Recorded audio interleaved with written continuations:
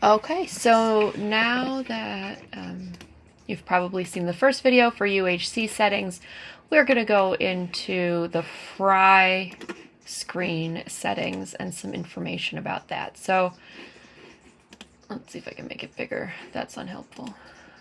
Okay, so on here, there's a lot going on, just like every other monitor. So you can add and subtract items from the fry screen just like you would everywhere else. Like if you were to get donut sticks or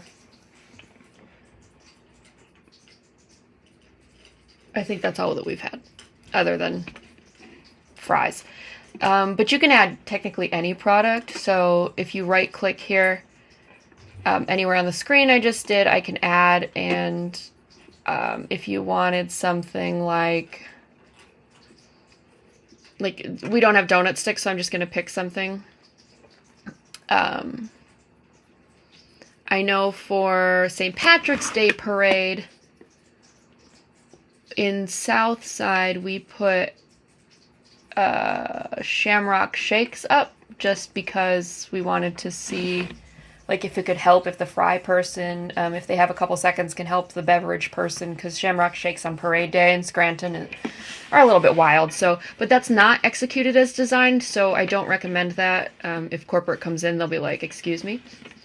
But just pretend this is donut sticks or something like that, right? So you can add items, and it works just the same way as the UHC settings thing. So you're going to see minimum count. So if you always want to have at least one vanilla shake up, you can do your minimum count. How long do you want it to be good for? So we know shakes aren't good for very long, so probably like 3 minutes before it starts getting melty. Quantity factor, we're going to leave that at 0. We're going to leave the minimum count at 0 as well, because we only want to see it like cooked to order, basically. And we want to see the live order display. So if you want it on the level, if you're selling so many that it wants you to be up, we're going to talk about this screen in a couple seconds. If you're selling so many that it wants you to kind of keep them pre-made, it'll show up here. But we don't want that for shakes, so we're going to take that off and it disappears from this screen. But the live order display means when it's checked that it'll pop up on this screen in order, along with all your orders of fries, so you know kind of where it is in the sequence. And we're going to put it on breakfast day menu because we can sell it all day, every day. Okay, so I'm actually going to take that off before somebody sees that it's kind of wild, so we're going to remove it. And I just did the right click and then removed it from there as well. So over here, so you can kind of click on your fries. So we have in Carbondale for, we're on Friday, fry settings.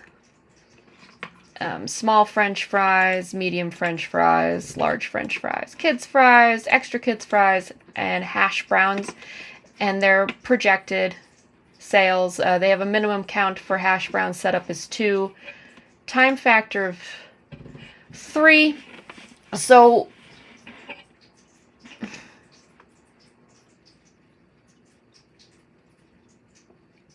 sorry, I paused because I'm confusing myself because I think that this is backwards, the time factor and the quantity factor, but I'm not at the store at the moment, so I can't currently fix that for that. Oh, my keyboard's working now. So your time factor, they're good for 10 minutes. So if you wanted to do it less because you want really, really hot, crispy French fries or hash browns, and you want to, cook less more often, you could do a time factor of 5 minutes and a quantity factor here. So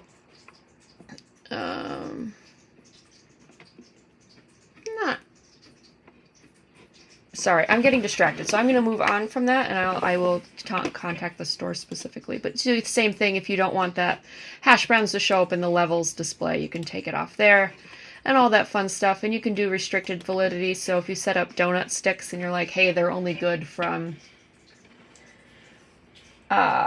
September 1st to October 15th, you can do it the same way that we did in that UHC settings video. So if you haven't seen that and you're confused, please go back and see that. It's kind of at the end of the video as well, so probably around minute 11.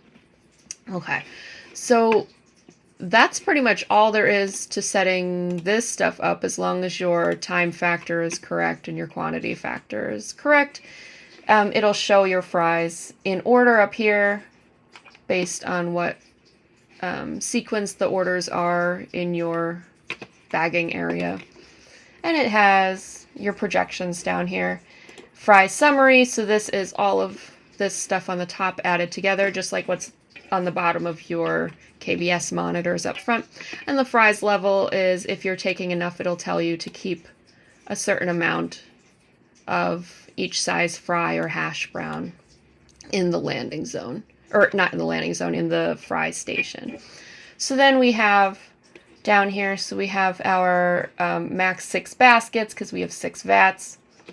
And we have, all these are yellow currently in your default state, so just in case somebody hasn't heard yet, so if these are green, it's going to be the small setting, the small basket setting on your fry hopper. If they're yellow, it's the medium, which is where we're all normally pretty much set. And if it's red, it means it's a large basket. And then it'll tell you how many baskets you should have down. So how this works is you should have fries set up, this many to go, right? So you should have enough for all of this, right? And then more baskets down.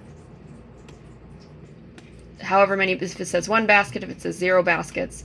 If it constantly says 0 baskets and your levels are constantly 0, there's something wrong with your monitor. That's just a pro tip.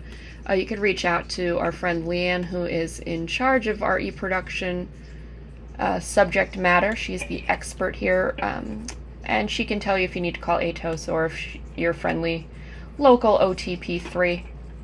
But that's kind of there. And this is pretty much all there is on your fry monitor.